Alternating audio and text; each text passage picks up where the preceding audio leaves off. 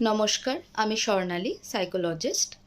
আজকে আমরা যে বিষয়টা নিয়ে কথা বলবো, একটা টার্ম নিয়ে কথা বলবো যেটা এখন খুব প্রচলিত। ফেসবুক, ইনস্টাগ্রাম, সোশ্যাল মিডিয়ায় প্রচণ্ড কমন একটা টার্ম তথাকথিত ইয়াং জেনারেশনের মধ্যে। সেই টার্মটি হচ্ছে সিচুয়েশনশিপ। তো প্রথমেই যদি আমি বলি, হোয়াট ইজ সিচুয়েশনশিপ? সিচুয়েশনশিপ মানে হচ্ছে when two people in a romantic relationship but they are not committed to each other। এটা ফ্রেন্ডশিপের থেকে বেশি, আবার এটা একটা রোম্যান্টিক রিলেশনশিপও, কিন্তু তারা একে অপরকে কাপল বলছে না, but they enjoy their company. তারা একই সাথে রিলেশনশিপে থাকার এক্সপিরিয়েন্সটা পাচ্ছে এবং তারা একটা সিঙ্গেল লাইফ লিড করার এক্সপিরিয়েন্সও পাচ্ছে। তো এবারে যদি আমি শুরুতেই চলে আসি যে এর কী কী ক্যারেক্টারিস্টিক্স সিচুয়েশনশিপের, টার্মটা তো আমি বললামই।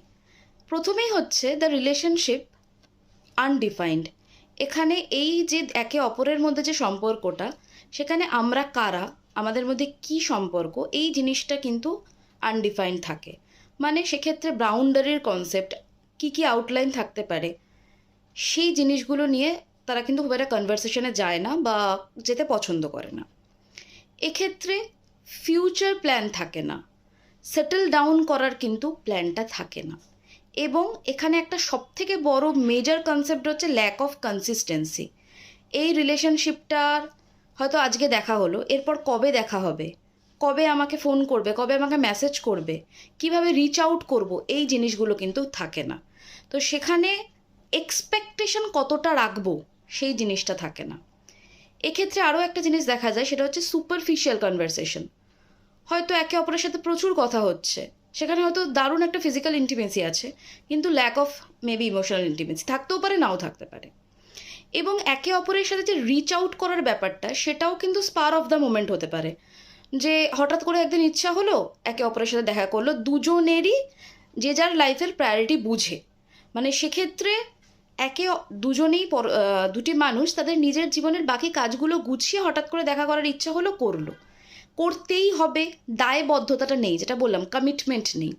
এবং এক্ষেত্রে আরও একটা জিনিস দেখা যায়, সেটা হচ্ছে যেটা বললাম কনসিস্টেন্সির তো একটা ব্যাপার রয়েইছে। এখানে কি হচ্ছে, ফলো আপটা থাকছে না। মানে আমি যদি এখানে দুটো মোডের কথা বলি, হয়তো তারা যখন একে অপরের সাথে টাইম স্পেন্ড করছে, হয়তো একটা রিলেশনশিপের মোডে রয়েছে, তারপরে যখন আবার তারা যে যার লাইফে ফিরে যাচ্ছে, তারা কিন্তু একটা ক্যাজুয়াল মোডে রয়েছে। তো সবসময় যে রিলেশনশিপ মোডে থাকবে সেটা কিন্তু নয়। এবং এই ক্ষেত্রে আরেকটাও জিনিস দেখা যায় যে দুজনে কিন্তু একে অপরের সাথে যে একটা সিচুয়েশনশিপে ঢুকছে, একটা ক্লিয়ার কমিউনিকেশন থাকা কিন্তু দরকার। এবং দুজনেই দেখা যাচ্ছে যে সেম পেজে যাতে থাকে, সেটাও একটু মাথায় রেখে থাকতে হবে। এখানেই অ্যাডভান্টেজের কথাটা আসে, যেখানে রিলেশনশিপের আছে কিন্তু তার রেসপন্সিবিলিটি কিছু থাকছে না, একটা স্ট্রেস ফ্রি, একটা ফান লাইফ সে কাটাতে পারছে, কিন্তু কোনো দায়িত্ব থাকছে না, এবং দুজনেই সেম পেজে আছে। কিন্তু একাধারে এই জিনিসটা যেরকম অ্যাডভান্টেজ, প্রোজ, কনও হতে পারে। হয়তো একটি মানুষ এক্সপেক্ট করে ফেলছে বেশি, যেটা তার করার কথা নয় অপর মানুষটির থেকে, কারণ তারা এখানে এই কনসেপ্টটাই ঢুকেইছে একে অপরের সাথে সেই ক্লিয়ার কমিউনিকেশনটা রেখে।